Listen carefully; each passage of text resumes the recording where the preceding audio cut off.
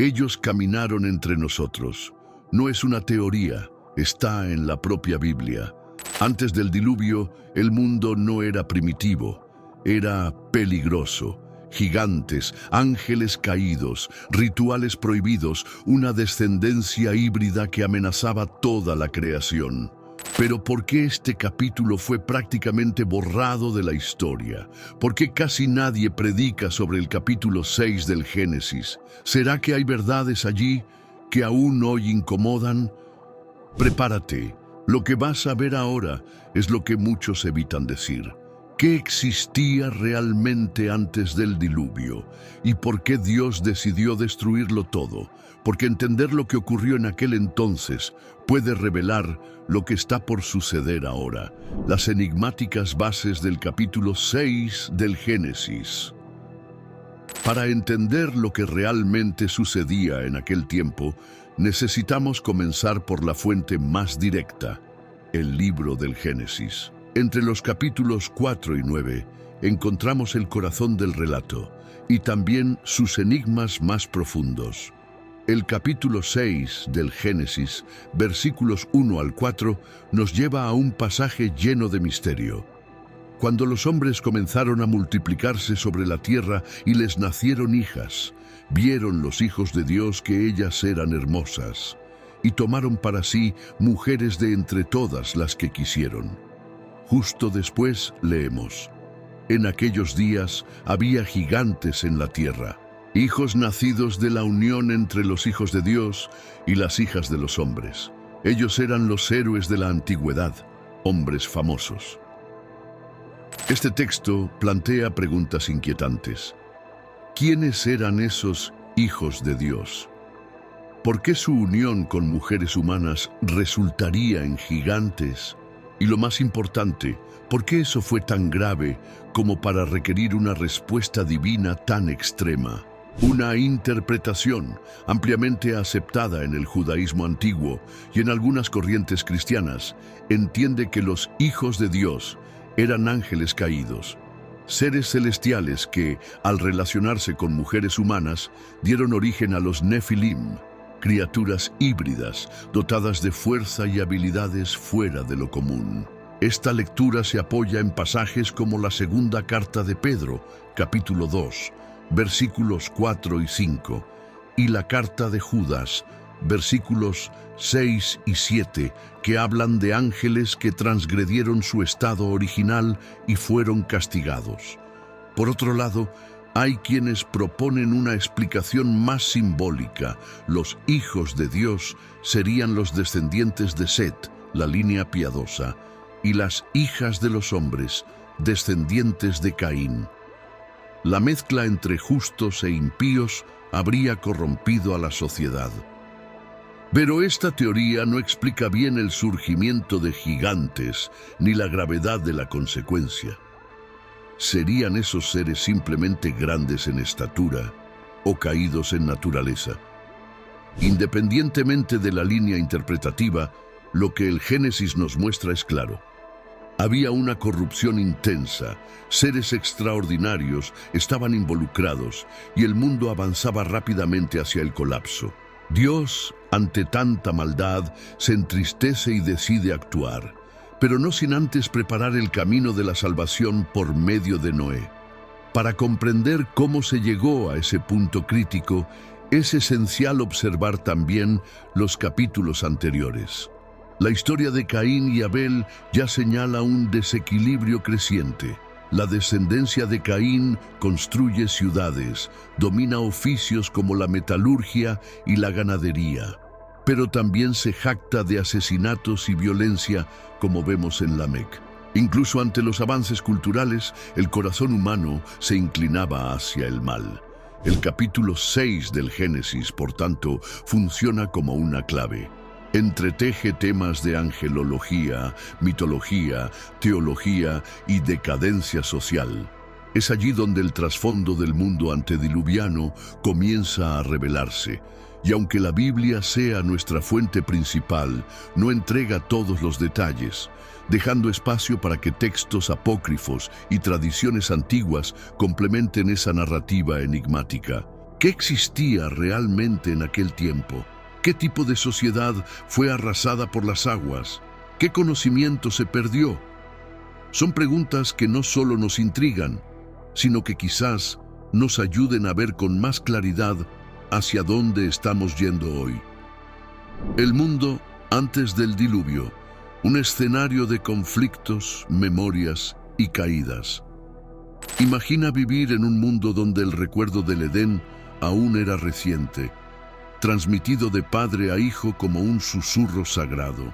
Un tiempo antes de las religiones organizadas, pero donde aún existía la conciencia viva del Creador, de su presencia, de su voz, de sus caminos. Ese es el trasfondo cultural y espiritual del período que precedió al gran diluvio, según la cronología bíblica. A medida que la humanidad crecía, también crecían sus decisiones y sus desviaciones. De un lado, personas que buscaban honrar a Dios; del otro, una sociedad cada vez más distante, tomada por el orgullo, la ambición y la violencia. La Biblia nos presenta dos linajes principales: el de Caín, marcado por el primer asesinato y por la fundación de ciudades y oficios, pero también por el peso de la culpa; y el de Set, señalado como la herencia de los que aún buscaban a Dios. Es en este segundo linaje donde encontramos figuras como Enoc, el hombre que caminó con Dios y desapareció sin experimentar la muerte; y también Matusalén, el más longevo de la historia bíblica. Finalmente surge Noé, símbolo de justicia en medio de un mundo sumido en tinieblas. Pero entonces algo se rompe. El capítulo 6 del Génesis sugiere una transgresión que cruza fronteras. Los hijos de Dios tomaron para sí a las hijas de los hombres. Sea interpretado como una unión entre ángeles caídos y mujeres humanas, o como una mezcla entre la línea piadosa y la impía, el resultado es el mismo: corrupción total. Y esa decadencia no era solo individual, se propagaba como un virus por toda la sociedad. La violencia dominaba la tierra, la perversión sexual distorsionaba el sentido de la intimidad, la idolatría probablemente florecía, quizás con los gigantes y seres sobrenaturales siendo tratados como dioses. El distanciamiento espiritual se intensificaba, volviendo a la humanidad sorda a la voz del Creador. La expectativa de vida también llama la atención.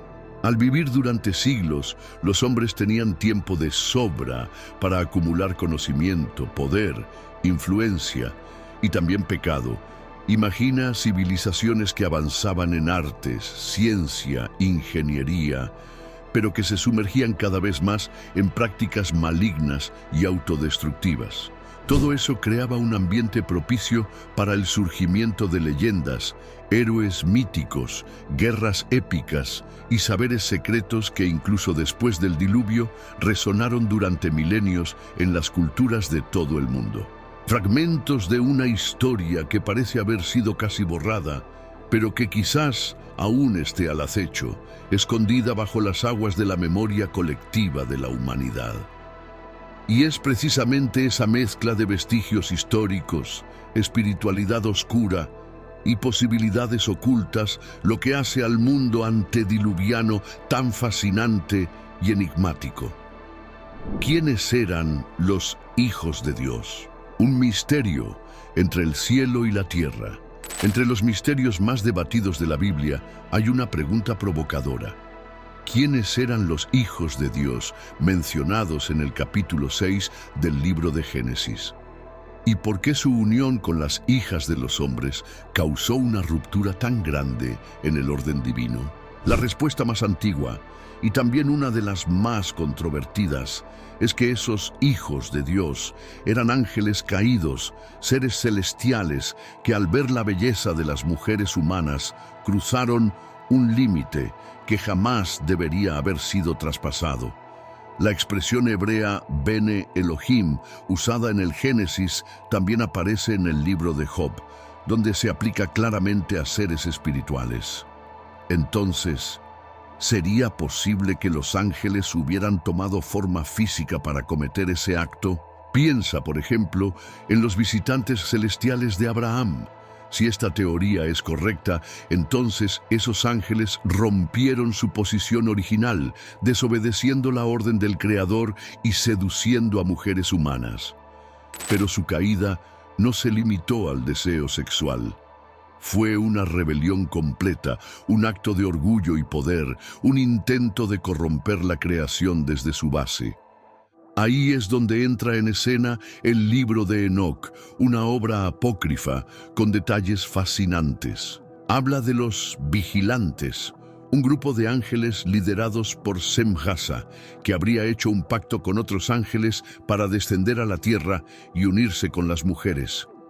Y más, cada uno enseñó a los humanos un tipo específico de conocimiento: astrología, metalurgia, magia, hechicería, saberes que parecían avanzados, pero que servirían para sembrar aún más caos. Estas enseñanzas habrían acelerado la decadencia moral de la humanidad. Los humanos, ahora armados con tecnología y poder espiritual corrompido, se volvieron aún más violentos, vanidosos e insubordinados. Y de esa unión surgieron los Nefilim, gigantes híbridos, fruto de una alianza prohibida entre el cielo y la tierra. Según el mismo libro, Dios envía ángeles poderosos como Miguel, Gabriel y Rafael para intervenir. Los líderes de los ángeles caídos son aprisionados en abismos profundos, y Enoc, el hombre justo, es llamado para ser portavoz del juicio y anunciar a Noé el diluvio venidero. Pero en el fondo, la caída de esos hijos de Dios refleja algo mayor: deseo y orgullo. El mismo patrón de la caída de Lucifer se repite: un ser creado para servir, elige reinar. Un mensajero de luz, elige la oscuridad. Claro, no todos están de acuerdo con esta visión. Algunos prefieren entender a los hijos de Dios como el linaje de Set, y ven la mezcla con los descendientes de Caín como una metáfora de la degradación espiritual. Es una lectura más simbólica, pero quizás no explique de forma tan completa los eventos catastróficos que siguieron. Lo innegable es que esa unión, ya sea entre ángeles y humanas o entre justos e impíos, resultó en una sociedad corrompida al extremo, lo que llevó a Dios a tomar una decisión drástica: purificar la tierra por medio del diluvio. Nefilim, gigantes, semidioses o solo leyenda. Pocas palabras despiertan tanta curiosidad como esta: Nefilim. Basta con mencionarla y de inmediato surgen preguntas, teorías, imágenes de gigantes caminando por la tierra o de criaturas mitad humanas, mitad divinas. Pero, ¿quiénes o qué eran en realidad? La Biblia habla poco sobre ellos, pero lo que dice ya es suficiente para provocar asombro. En el capítulo 6, versículo 4 del Génesis, leemos: en aquellos días había gigantes en la tierra, valientes, varones de renombre de la antigüedad. La palabra Nefilim puede traducirse como gigantes, pero también significa los caídos. Serían descendientes de ángeles caídos, o se les llamaba así por la propia caída moral del mundo que los rodeaba. Muchos se preguntan: ¿estos gigantes eran físicamente enormes, con 3 o 4 metros de altura? ¿O eran solo gigantes en el sentido de influencia y poder? Textos antiguos, tanto bíblicos como apócrifos, tienden a señalar seres de estatura inusual, casi como semidioses, seres temidos, reverenciados y a veces adorados. El texto bíblico posterior también menciona figuras de estatura poco común. Goliat es el más famoso, pero también están los anaquitas, los refaítas, e incluso el rey Og de Basán, cuya cama de hierro medía casi 4 metros. Deuteronomio, capítulo 3, versículo 11. ¿Serían estos vestigios de los Nefilim? ¿Habrían sobrevivido de alguna forma al diluvio? Algunos sugieren que el ADN anómalo podría haber sido preservado a través de las esposas de los hijos de Noé. Otros hablan de una nueva caída de ángeles después del diluvio o de exageraciones mitológicas a lo largo de las generaciones. Más allá del aspecto físico, el papel de estos seres también intriga. ¿Qué hacían? ¿Qué representaban? Todo indica que eran gobernantes tiránicos, dotados de fuerza sobrehumana y habilidades fuera de lo común. Eran los héroes antiguos, pero no en el sentido noble. Imponían miedo, conducían guerras, exigían sacrificios y quizás incluso enseñaban prácticas espirituales distorsionadas heredadas de sus padres celestiales. Algunos estudiosos, sin embargo, ven todo esto como una metáfora. Para ellos los Nefilim serían solamente hombres crueles, retratados como gigantes para simbolizar su dominio brutal. Pero esa visión tropieza con diversas tradiciones antiguas, y textos como el libro de Enoc y el libro de los Jubileos refuerzan la idea de que eran, sí, seres extraordinarios y reales. Es cierto que faltan pruebas arqueológicas concluyentes. Muchos relatos de esqueletos gigantes han sido desacreditados o considerados fraudes. Pero incluso sin fósiles, los Nefilim siguen vivos en el imaginario colectivo. Representan la ruptura final entre el cielo y la tierra, la distorsión de la creación, la mezcla entre lo sagrado y lo profano. La destrucción de ese mundo de gigantes por el diluvio, entonces, no sería solo un castigo, sino una forma de purificar la tierra de seres que nunca deberían haber existido. La creación estaba contaminada y el Creador decidió restaurar el orden. Yan, literalmente gigantes o símbolos de un poder corrompido, los Nefilim son piezas clave para entender el mundo antediluviano. Fueron ellos quienes lideraron la espiral de decadencia, mientras Noé, solitario en su integridad, preparaba el arca. Un contraste entre la brutalidad de los caídos y la fidelidad de un solo hombre. ¿Existió tecnología avanzada antes del diluvio? ¿Es posible que, antes del diluvio, haya existido una civilización más avanzada de lo que imaginamos? Que el mundo antiguo, aunque olvidado, escondiera secretos de un desarrollo impresionante, quizás incluso tecnológico. La Biblia no entra en detalles técnicos, pero el libro de Enoc enciende esa chispa. Dice que los vigilantes, ángeles caídos, enseñaron a la humanidad conocimientos prohibidos, metalurgia de armas, hechicería, astrología, manipulación de los elementos de la naturaleza. Esas enseñanzas elevaron la sociedad a un nuevo nivel de poder. ¿Pero a qué precio? Esa sabiduría, según los relatos, generó más destrucción que progreso. El conocimiento fue utilizado para dominar, herir, manipular. El avance técnico vino acompañado de una caída moral sin precedentes. Era un mundo que sabía mucho y se perdía aún más.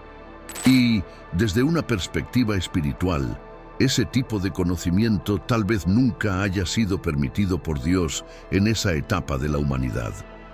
Tener acceso a una ciencia divina sin madurez moral puede ser tan peligroso como entregar fuego a un niño. Por eso, los ángeles caídos que revelaron tales secretos transgredieron no solo el cielo, sino también la estructura de la creación. Lo que queda claro es que ese mundo antiguo, sea real o mitológico, despierta en nosotros un sentimiento profundo. ¿Ya fuimos más de lo que somos hoy? ¿O será que, por querer saber demasiado, nos volvimos menos? Las historias sobre tecnologías anteriores al diluvio, sean verdades ocultas o construcciones simbólicas, funcionan como un espejo. Muestran lo que puede suceder cuando el ser humano cruza límites, cuando el saber se desvincula de la ética, cuando la creación se rebela contra el Creador, la corrupción generalizada, cuando todo se rompe. Si observamos con atención el relato de Génesis capítulo 6, percibimos que el problema central no era solamente la presencia de gigantes o el dominio de conocimientos secretos. El verdadero colapso vino de algo mucho más profundo, algo que contaminó no solo a la humanidad, sino a la propia creación, la corrupción generalizada. No se trataba de pecados aislados o errores ocasionales. Era una maldad sistémica, una generación entera entregada a la violencia, la depravación, el egoísmo y la idolatría. Era como si el corazón humano le hubiese dado la espalda al Creador de forma irreversible. Algunos estudiosos afirman que la unión ilícita entre los hijos de Dios y las hijas de los hombres habría sido la chispa final, una ruptura total del orden natural. Si de hecho hubo una interferencia angelical corrompida, estamos hablando de una fusión entre dos mundos, el espiritual y el físico. El resultado: abominaciones, los nefilim, cultos oscuros, sacrificios humanos, canibalismo, un escenario de horror. ¿Y qué siente Dios ante todo esto? La Biblia usa un término fuerte. Entonces el Señor se arrepintió de haber hecho al hombre sobre la tierra y le dolió en su corazón. Génesis capítulo 6, versículo 6. Está claro que Dios no se arrepiente como nosotros. El arrepentimiento aquí expresa dolor, una tristeza profunda. Es el lamento de un padre al ver a sus hijos destruir todo lo que él creó con amor. Una respuesta emocional, relacional. Dios se preocupa y sufre con la corrupción de la humanidad. En ese mundo contaminado, Noé brilla como un faro en la oscuridad. Un hombre que aún caminaba con Dios, un remanente. Él y su familia representaban la resistencia silenciosa del bien en medio del caos. Eso prueba que, incluso rodeados de perversidad, aún era posible elegir el camino correcto. Aún se podía decir no. Tradiciones apócrifas, como el libro de Enoc, van más allá y señalan que hasta la naturaleza había sido contaminada. Los vigilantes habrían enseñado a los hombres a manipular plantas, cruzar especies, interferir en el clima. La propia tierra parecía enfermar, y eso hace eco a lo que Pablo diría más tarde: la creación gime con dolores de parto. Romanos capítulo 8, versículo 22. Es decir, el mal no era solo moral, era espiritual, social, ecológico y cósmico. Una decadencia total. La idolatría se esparcía, los valores estaban distorsionados y la vida había perdido su santidad. En ese punto, el juicio de Dios deja de ser castigo y pasa a ser purificación. La tierra estaba corrompida, llena de violencia. Génesis capítulo 6, versículo 11. El agua, símbolo de vida, volvería a cubrir el mundo, pero esta vez para limpiar, para restaurar. Esa historia no es solamente un relato antiguo, es un espejo, una advertencia para nuestros días. Al fin y al cabo, ¿cuántas señales de corrupción espiritual vemos hoy? ¿Cuántos sistemas distorsionados? ¿Cuánta banalización de la vida? ¿Cuánta sed de poder por encima de la verdad? La narrativa de Noé nos invita a reflexionar. ¿Cuánto estamos repitiendo aquel patrón? La historia del diluvio no trata sobre destrucción.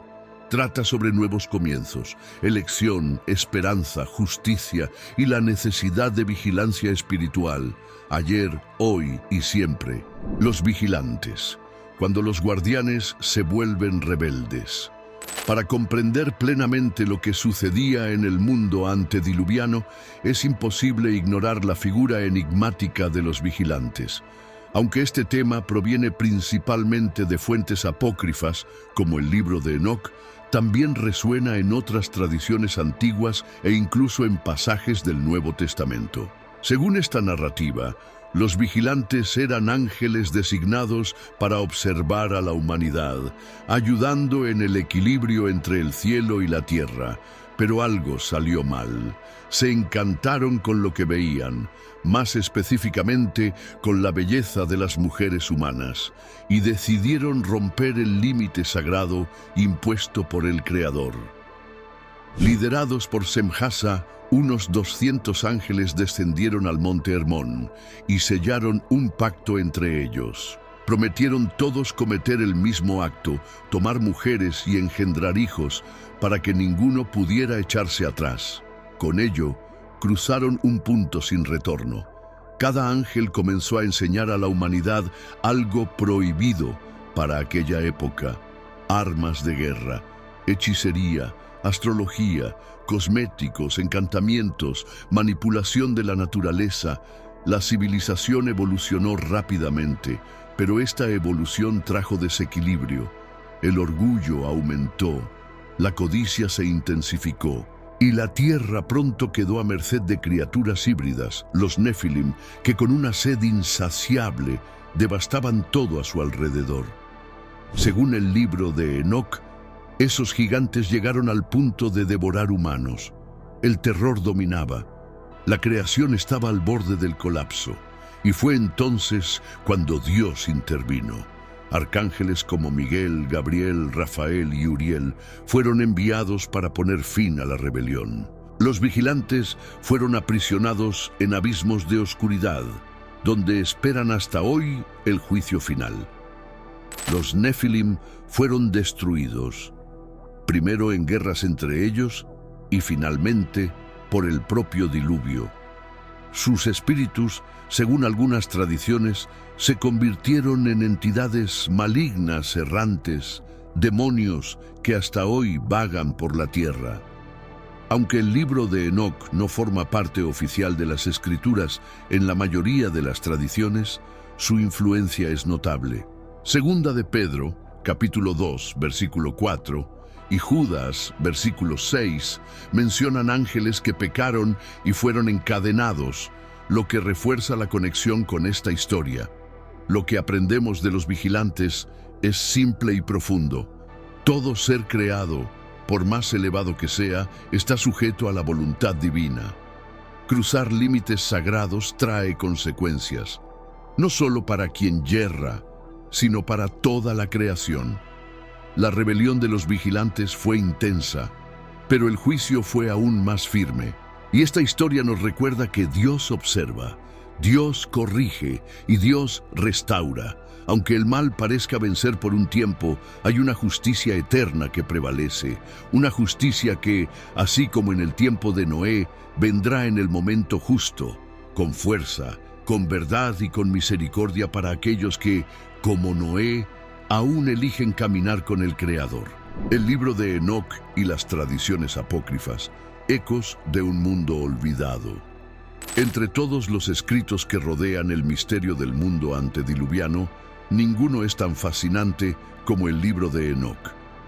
Ya mencionado anteriormente, ocupa un lugar central en la forma en que muchas tradiciones comprenden aquel tiempo oscuro y al mismo tiempo grandioso, anterior al diluvio. Se trata de una obra de la llamada literatura apocalíptica judía, compuesta a lo largo de siglos antes de la era cristiana, llena de visiones, secretos celestiales y revelaciones intensas. El protagonista es Enoc, patriarca bíblico y ancestro directo de Noé. La Biblia lo describe como alguien que caminó con Dios y que fue llevado por él sin experimentar la muerte. Génesis capítulo 5, versículo 24. En el libro de Enoc, esa caminata con Dios se transforma en una jornada cósmica. Enoc es arrebatado a los cielos, donde presencia realidades espirituales profundas y recibe revelaciones que lo convierten en intermediario entre los ángeles caídos y el Creador. Ve la rebelión de los vigilantes, observa a los gigantes devastando la tierra, escucha el clamor de la creación que sufre y entonces asume la misión de anunciar a los ángeles rebeldes la sentencia irrevocable de Dios. Una sentencia que sellaría el destino de toda aquella generación. Mucho de este material no aparece en los textos canónicos, pero resuena con temas bíblicos importantes y enriquece el trasfondo de Génesis, capítulo 6. Durante siglos, el libro de Enoc fue considerado perdido, conocido solo por citas hechas por padres de la Iglesia y por fragmentos en griego.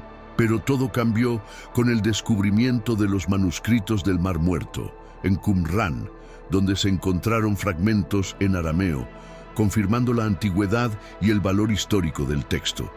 Aunque no sea reconocido como escritura en la mayoría de las tradiciones cristianas y judías, el libro de Enoc influyó profundamente en los pensamientos religiosos de la época de Jesús. Hay indicios de que los primeros cristianos conocían y respetaban este escrito, como se ve en la carta de Judas, versículos 14 y 15, que parece citar directamente las profecías de Enoc.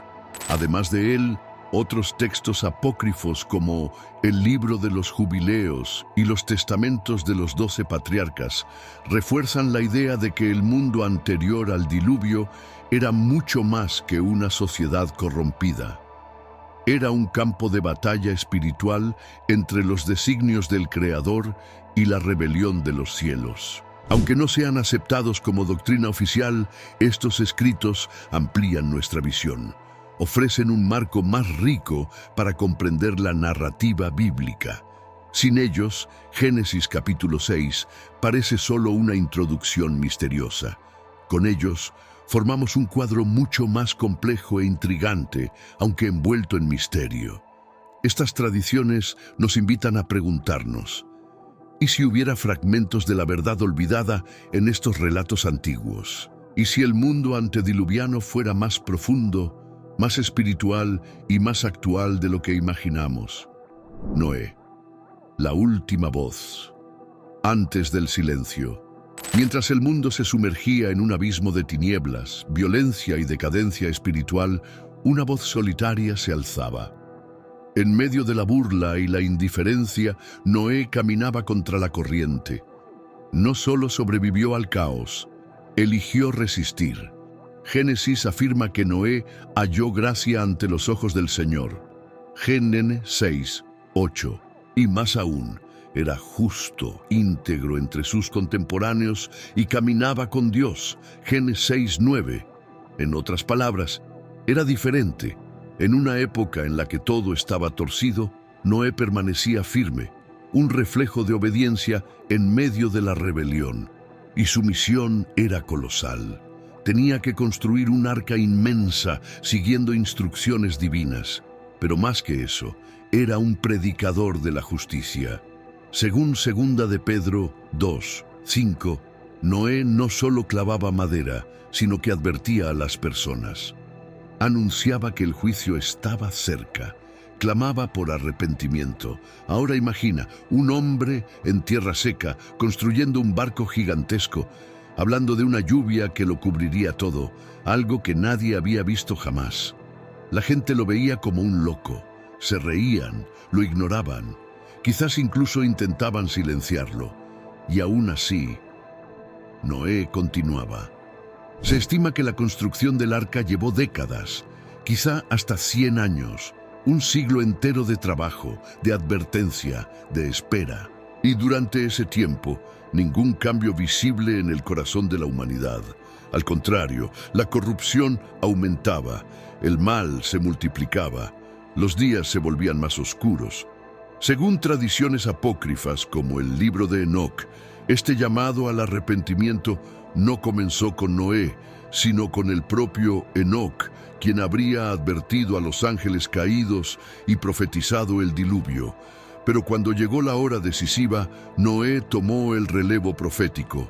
Él era la última voz, la última oportunidad, y esa voz fue ignorada. Jesús, en Mateo 24, 37, dice algo inquietante. Así como fue en los días de Noé, así será también en la venida del Hijo del Hombre. Es decir, la historia se repite. Mientras el mundo vive como si nada fuera a suceder, comiendo, bebiendo, casándose, consumiendo, distrayéndose, la tormenta se aproxima. Noé representa más que un personaje bíblico.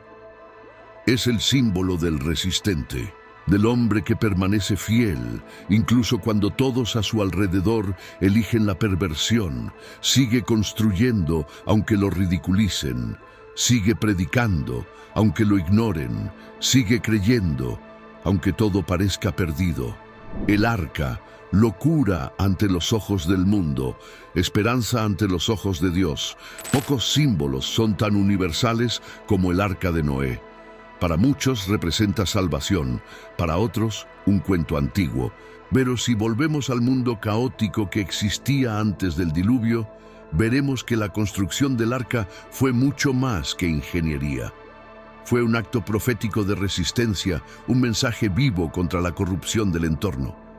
De acuerdo con Génesis 6, 14 al 16, Dios dio instrucciones claras. El arca debía tener 300 codos de largo, 50 de ancho y 30 de alto. Traducido, aproximadamente 133 metros de largo, 22 de ancho y 13 de alto. Un verdadero coloso de madera.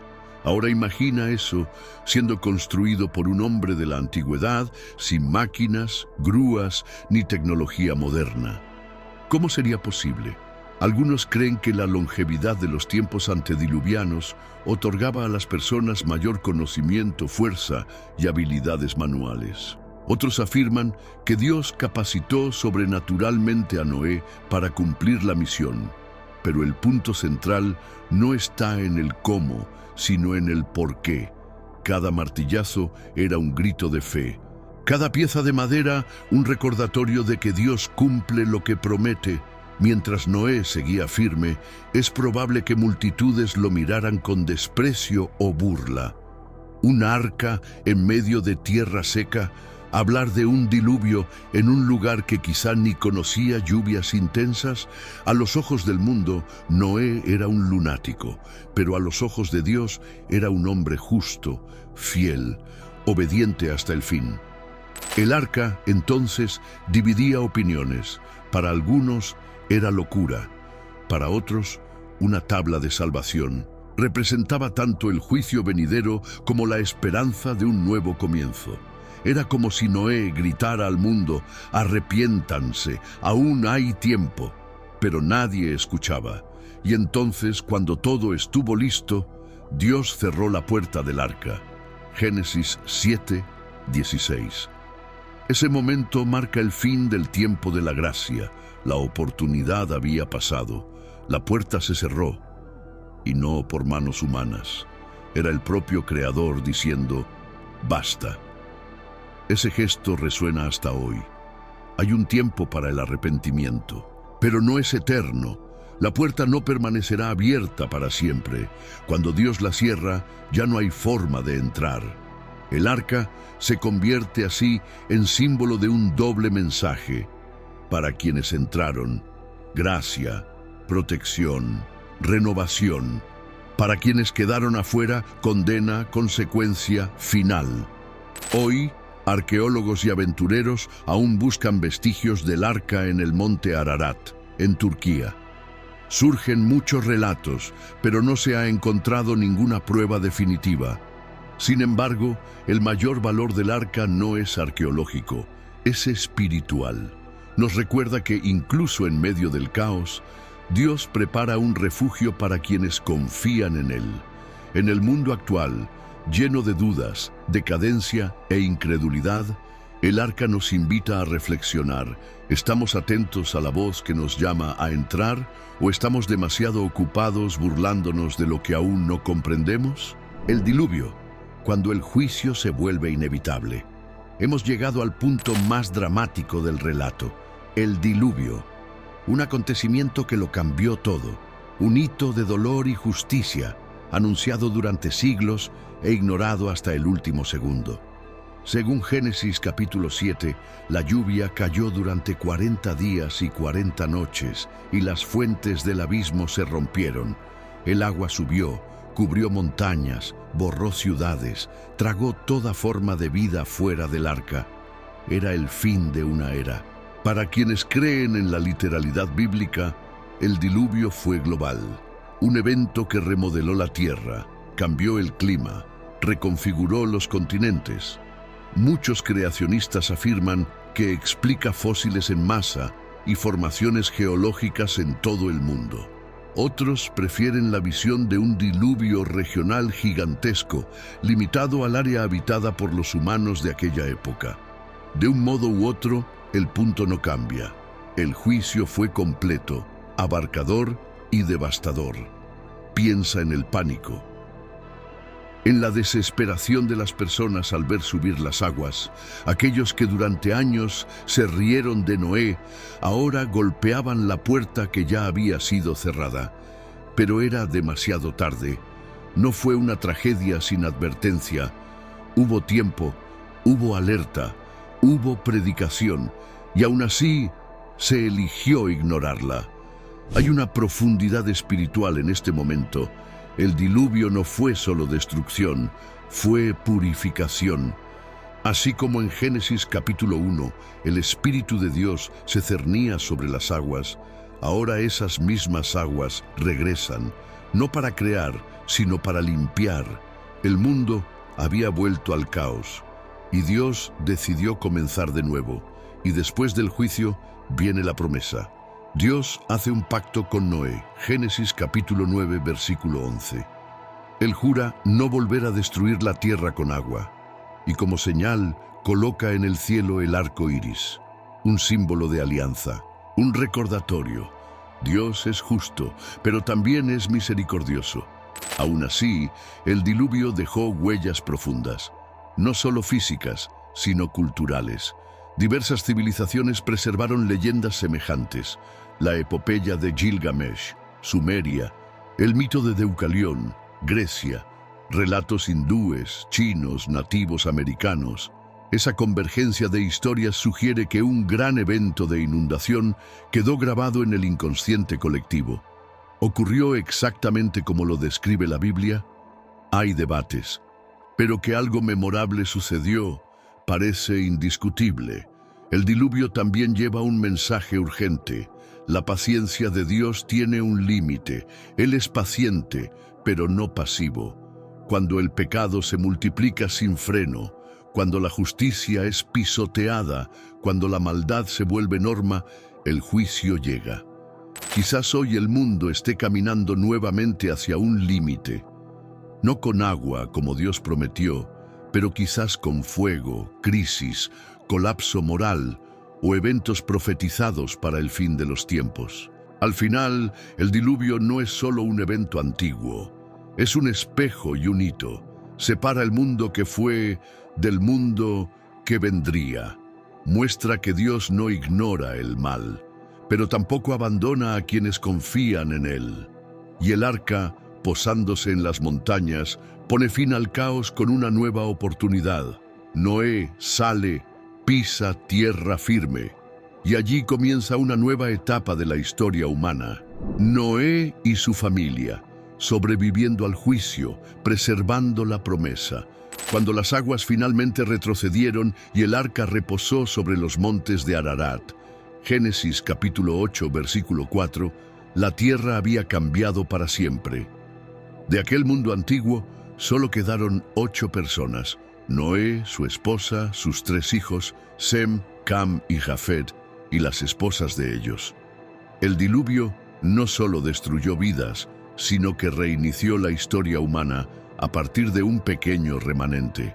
Allí, Dios establece con Noé una nueva alianza, y el arco iris pasa a ser la señal visible de esa promesa. Nunca más la tierra sería destruida por un diluvio. Génesis capítulo 9, versículos del 8 al 17. No se trata solo de un fenómeno natural, sino de un pacto eterno entre el Creador y la creación. Un recordatorio de que, incluso después del juicio, Dios no abandona el plan de redención. Noé se convirtió en símbolo de obediencia perseverante, aquel que confió sin entender, que construyó aunque fue ridiculizado, que resistió sin ver cambios. Es el retrato del justo que vive por la fe. Habacuc, capítulo 2, versículo 4. Representa la fe que sobrevive al caos, la confianza que permanece firme aun cuando todo a su alrededor se derrumba. El arca, en ese sentido, fue más que un refugio físico, fue una escuela de fe. Meses de confinamiento, rodeado de animales, de incertidumbres, sin saber qué le aguardaba afuera. Noé siguió confiando, día tras día, hasta que Dios reveló el nuevo tiempo. Sin embargo, la Biblia no idealiza este nuevo comienzo.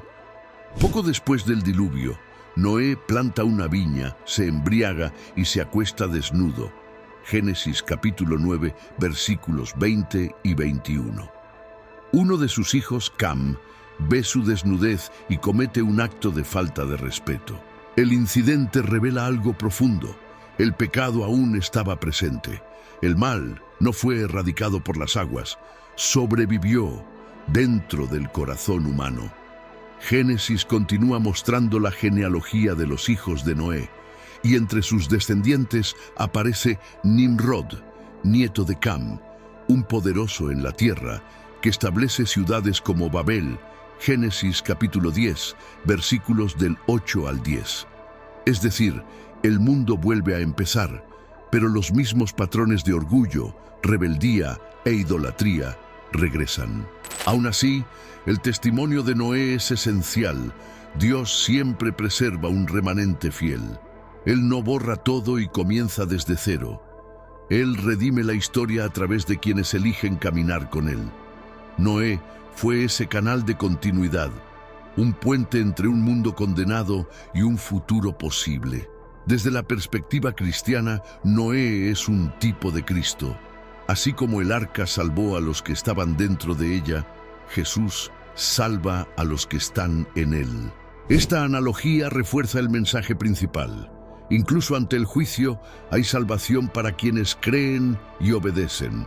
La historia de Noé es, por encima de todo, la prueba de que la fe puede mantener en pie lo que todo lo demás deja naufragar. El diluvio y sus marcas cósmicas, mucho más allá del agua. Al hablar del diluvio, es natural pensar en la destrucción masiva, en el agua subiendo, en los gritos silenciados por la tormenta. Pero hay algo aún más profundo detrás de esta tragedia bíblica, las consecuencias cósmicas y espirituales que alteraron la realidad tal como la conocemos. Sí, el mundo físico fue transformado. Montañas cubiertas, ríos rediseñados, climas alterados. Pero este cataclismo también cambió el mundo invisible, el plano espiritual.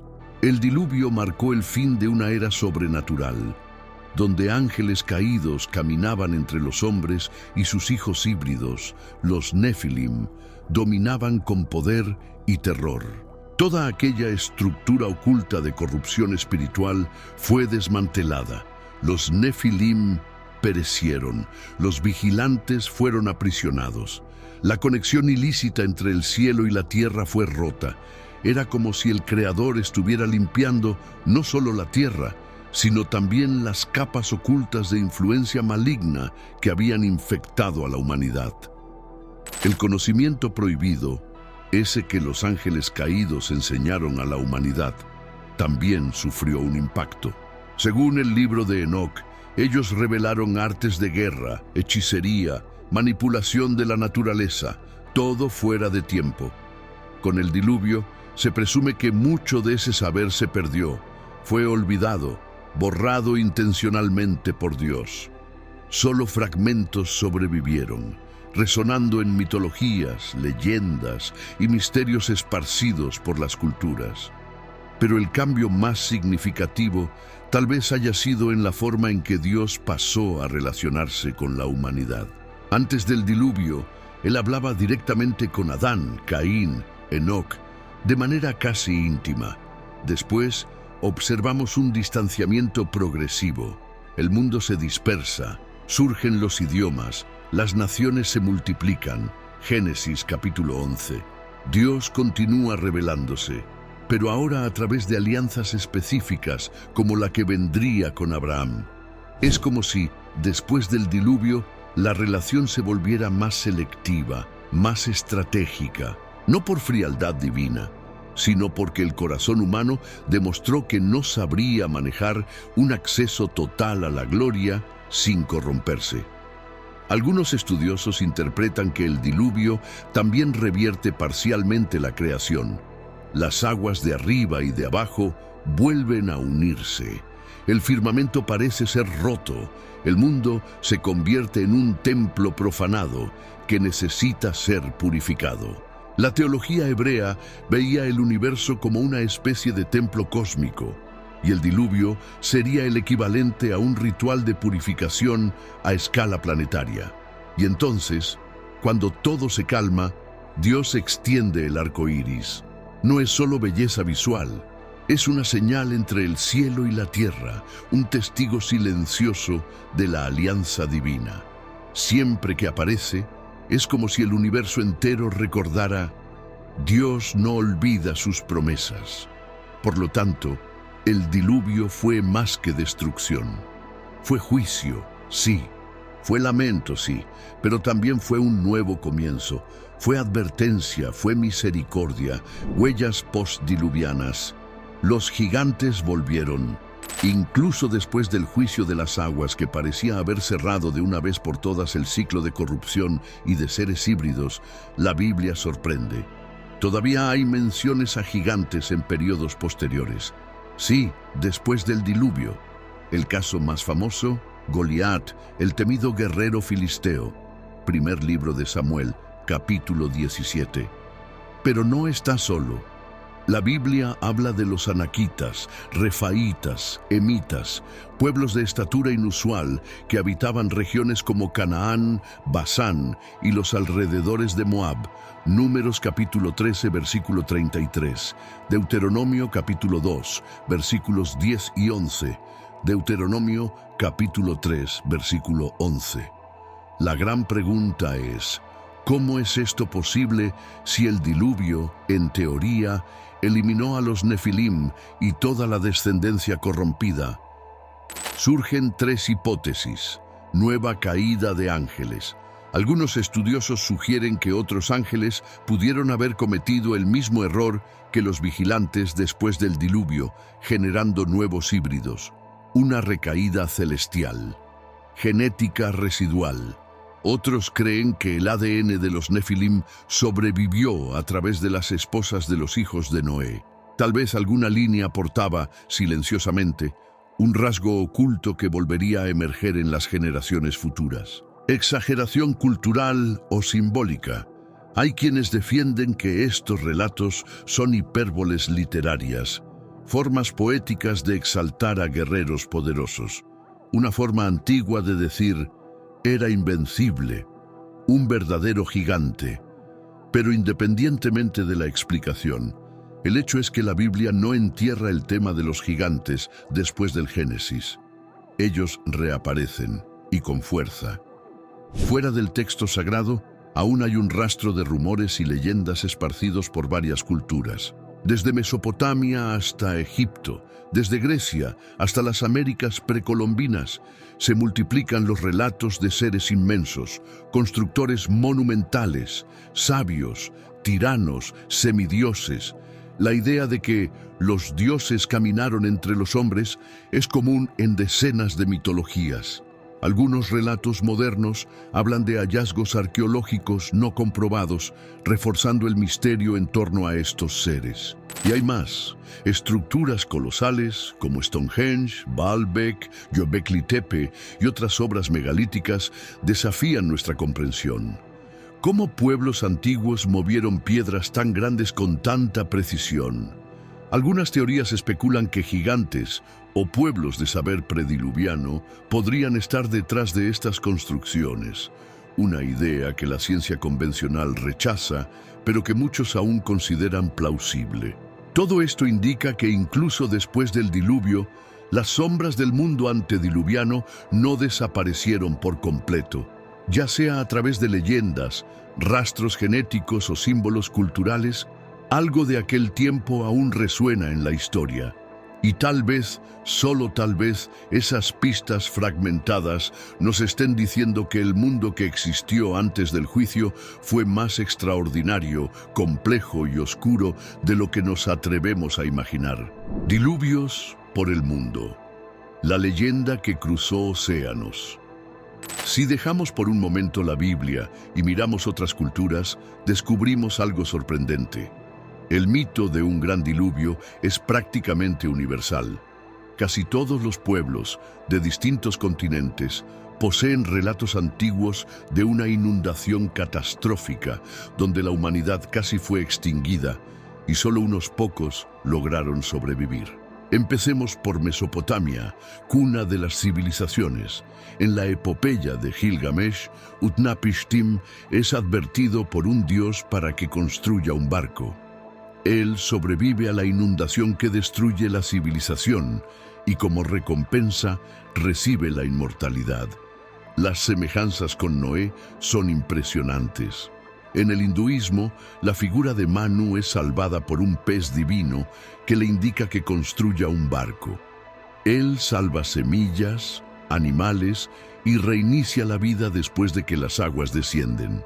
En la mitología griega tenemos a Deucalión y Pirra, instruidos por Prometeo para construir una embarcación que los salve del diluvio enviado por Zeus. Luego, lanzan piedras hacia atrás, que se transforman en personas y repueblan la tierra. En África, hay mitos de tribus arrasadas por aguas divinas con solo algunos sobrevivientes que escaparon subiendo montañas o siendo salvados por espíritus. En América, los pueblos originarios, tanto del norte como del sur, cuentan historias de antepasados que fueron salvados de una gran inundación subiendo a árboles gigantes, canoas o montañas sagradas. Y esto continúa, desde China hasta Japón, desde Oceanía hasta Escandinavia. Las leyendas del diluvio están por todas partes. ¿Qué explica esta semejanza global? Un evento real compartido. Es posible que una inundación colosal, local o continental realmente haya ocurrido, dejando una profunda marca en los pueblos de la antigüedad. Transmisión cultural. Tal vez todas estas historias deriven de una fuente original, como los registros sumerios o babilónicos, y se hayan difundido con el tiempo. El inconsciente colectivo. La teoría de Carl Jung sugiere que ciertos símbolos, como el del juicio por agua y un nuevo comienzo, son arquetipos comunes al ser humano que emergen naturalmente en diferentes culturas.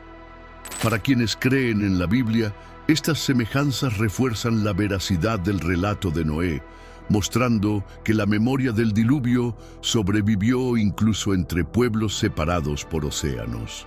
Para los escépticos, sería otro ejemplo de un mito replicado y adaptado por distintas civilizaciones. Pero lo más intrigante es que casi todas estas leyendas comparten los mismos elementos fundamentales. Un aviso divino, una embarcación o refugio, una destrucción global, un nuevo comienzo, mito, historia o misterio. El debate que resuena en el tiempo. Hoy en día, el mundo moderno sigue dividido en torno a la historia del diluvio. ¿Está basada en un hecho real? ¿Es solo un mito o símbolo? ¿O podría ser un misterio deliberadamente velado, imposible de comprender en su totalidad? Desde el punto de vista religioso, especialmente en las tradiciones judeocristianas, muchos mantienen una lectura literal o simbólico-literal del relato bíblico. Para esos creyentes, el desacuerdo con la ciencia no invalida la fe, ya que comprenden que el evento del diluvio involucró dimensiones sobrenaturales y espirituales que no encajan en los métodos convencionales de análisis histórico. También hay quienes intentan conciliar fe y ciencia, sugiriendo que el diluvio pudo haber sido un evento real, pero con efectos geológicos tan profundos que habrían borrado o alterado evidencias como fósiles o estructuras antiguas. Otros adoptan un enfoque simbólico. El diluvio sería una narrativa arquetípica, un mito sagrado que expresa verdades espirituales profundas, como el conflicto entre el bien y el mal, el juicio y la misericordia, la caída y el renacer. Y existe una tercera vía, más mística, la idea de que el mundo antediluviano permanece oculto por voluntad divina, que los saberes, seres y estructuras de aquel tiempo no desaparecieron, sino que fueron sellados, intencionalmente escondidos, para que el ser humano actual no repita los mismos errores de soberbia, rebelión y autodestrucción. El hecho es que, más de 4000 años después, el tema no ha perdido fuerza, solo se ha vuelto más complejo. Con cada nuevo descubrimiento, teoría o excavación, el asombro por el mundo antediluviano crece, y quizás nunca lo sepamos todo. Tal vez, precisamente por eso, sigue tan vivo. Porque no importa si el diluvio fue mito, historia o un misterio más allá del tiempo, lo que importa es lo que sigue diciéndonos hoy. El diluvio, un juicio que revela amor, una destrucción que señala la vida más que una catástrofe global. El diluvio es una declaración espiritual poderosa y al mismo tiempo desconcertante. Al fin y al cabo, ¿cómo conciliar a un Dios de amor con un juicio tan severo? ¿Cómo entender el exterminio de la humanidad como parte de un plan divino? Desde la cosmovisión bíblica, Dios es más que amor. Él es santo, justo e incorruptible. Cuando la maldad humana alcanza un punto de no retorno, cuando la violencia, la inmoralidad y la idolatría contaminan toda la creación, el juicio se vuelve necesario. No como un acto de crueldad, sino como una cirugía radical para salvar lo que aún puede ser salvado. Génesis dice que la tierra estaba llena de violencia. GN 6:13. No se trataba solo de desobediencia, era degeneración, seres híbridos, sacrificios humanos, caos espiritual. Entonces Dios interviene, pero no sin advertencia. Noé predicó, clamó, construyó un arca delante de todos. La puerta estuvo abierta durante mucho tiempo, pero nadie quiso entrar. Aún así, Dios preservó un remanente, Noé, su familia, los animales, la oportunidad de un nuevo comienzo. Ese momento revela el otro lado del juicio, la gracia. Dios no destruye por placer, Él salva en medio del caos. Y el arco iris se convierte en un sello de esa alianza, una señal eterna de que el Creador sigue comprometido con su creación. Teológicamente, el diluvio es también una figura de lo que vendría con Cristo. Así como el arca salvó a los que estaban dentro de ella, Jesús salva a los que están en él. Así como la lluvia cayó sobre toda la tierra, vendrá un nuevo juicio, pero ahora con fuego. Noé representa al justo que vive por la fe, una semilla viva en el suelo de la corrupción. Pero incluso él, después del diluvio, cae, falla, tropieza, lo que muestra que aunque el mundo fue limpiado por fuera, el corazón del ser humano seguía necesitando redención. Este es el corazón del mensaje. El diluvio purificó la tierra, pero solo el Mesías podría purificar el alma. Noé recibió la orden de multiplicarse y llenar la tierra, así como Adán. Era el reinicio de un plan, un ciclo de nueva esperanza, pero también un recordatorio. Sin Dios, el ser humano volvería a perderse. Por eso, el diluvio no es solo destrucción. Es un hito teológico de gracia y juicio. Es el punto en que Dios dice: no toleraré el mal para siempre, pero tampoco abandonaré a los que me buscan. La historia de Noé habla del pasado, pero grita al presente. Nos desafía a mirar hacia adentro y preguntarnos: ¿estamos dentro del arca o estamos burlándonos del carpintero, como lo hicieron en el pasado? Reflexiones para el mundo actual. ¿Estamos viviendo los días de Noé? Entre todas las palabras de Jesús sobre el fin de los tiempos, una de las más impactantes está en Mateo capítulo 24, versículos del 37 al 39. Así como fue en los días de Noé, será también la venida del Hijo del Hombre. Jesús describe a personas viviendo sus vidas con normalidad, comiendo, bebiendo, casándose, hasta que el diluvio las sorprendió. ¿Pero qué significa eso para nosotros? Según la visión cristiana, habrá un nuevo momento de juicio divino. Esta vez no por aguas, sino por fuego, o por una forma aún más radical de intervención cósmica. Segunda de Pedro, capítulo 3, versículo 7. La referencia a los días de Noé no es solo un detalle histórico, es una advertencia profética. La humanidad volvería a un estado de desprecio moral y espiritual, ignorando las advertencias, burlándose de los que predican valores eternos, confiando en su propio progreso mientras el peligro se acerca. Y si miramos a nuestro alrededor, ¿no suena familiar? Vivimos una época de avances extraordinarios: tecnología, ciencia, medicina, inteligencia artificial, pero al mismo tiempo vemos el aumento de la corrupción, de la violencia, de la frialdad en las relaciones humanas y un creciente olvido de lo sagrado.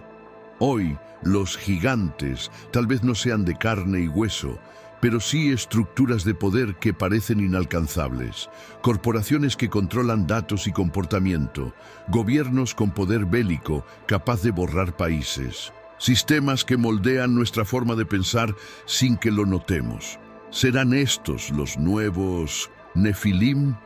¿Serán ellos los símbolos de un mundo nuevamente fuera de control?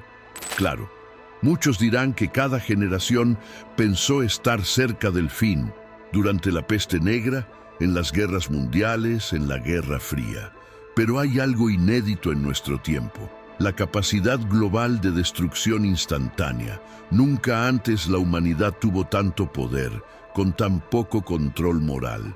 Y como en los días de Noé, la mayoría sigue distraída, viviendo, consumiendo, conectada todo el tiempo, pero espiritualmente dormida. Por eso, el llamado de Jesús resuena más actual que nunca. Velad, orad. Mateo capítulo 26, versículo 41. Porque el mayor peligro no es el fin del mundo, es el fin de la conciencia. Noé se preparó, no con miedo, sino con fe. Él no sabía cuándo llovería, pero sabía en quién confiar. Y hoy, los que buscan vivir con integridad, mantener la esperanza y preservar la fe, son los Noés de nuestro tiempo. No necesitamos un arca de madera, pero necesitamos un corazón que esté dentro de la alianza. El mundo de hoy necesita voces que digan: aún hay tiempo, aún hay refugio.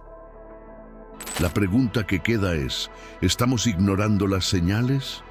¿O estamos listos para vivir de forma que nos alinee con el plan divino, incluso cuando todo el mundo va en dirección contraria?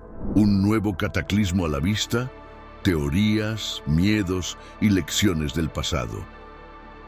Cuando pensamos en el diluvio como un hito entre eras, inevitablemente surge una duda inquietante. ¿Se repetirá la historia? ¿Estaremos al borde de una nueva catástrofe global? En la Biblia hay una promesa: Dios no destruirá nuevamente la tierra con agua. Génesis capítulo 9, versículo 15. Pero el apóstol Pedro advierte: los cielos y la tierra que existen ahora están reservados para el fuego, en el día del juicio y de la perdición de los hombres impíos. Segunda de Pedro capítulo 3, versículo 7. Por otro lado, la ciencia también prevé posibles fines del mundo, aunque por vías naturales o humanas. Cambios climáticos drásticos, impactos de asteroides, colapsos ecológicos, guerras nucleares, pandemias globales. El registro geológico de la Tierra muestra eventos de extinción en masa, como el que habría eliminado a los dinosaurios.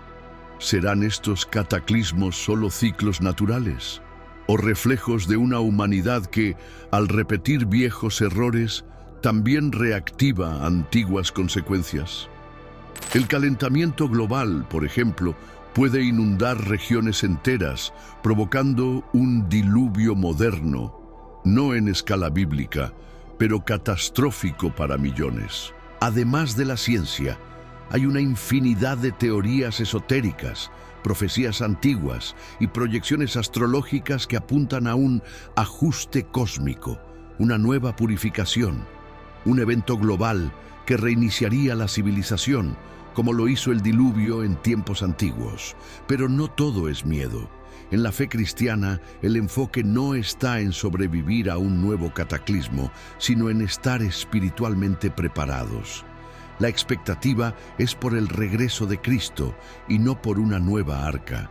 El fin, cuando llegue, no será solo físico, será espiritual, eterno, absoluto, nuevos cielos y nueva tierra. Apocalipsis capítulo 21, versículo 1. Por eso, el sensacionalismo no ayuda. Las predicciones que causan pánico raramente se cumplen. Lo que realmente importa es cómo usamos el conocimiento, cómo tratamos a la creación, cómo vivimos con el otro y, por encima de todo, cómo está nuestra alma. Sea cual sea el escenario futuro, catastrófico o no, la mayor lección del diluvio sigue vigente. La humanidad cosecha lo que siembra, y cuando ignora las advertencias, pierde la oportunidad de cambiar. La sombra del mundo antediluviano aún se cierne sobre nosotros, no como una maldición inevitable, sino como un eco del pasado, pidiendo atención. Tal vez el verdadero fin del mundo comience cuando dejamos de escuchar. Y si ese es el caso, ¿será que aún estamos a tiempo de construir, de despertar, de preparar un nuevo camino? Porque el futuro no está escrito en piedra, pero la eternidad ya fue escrita en amor.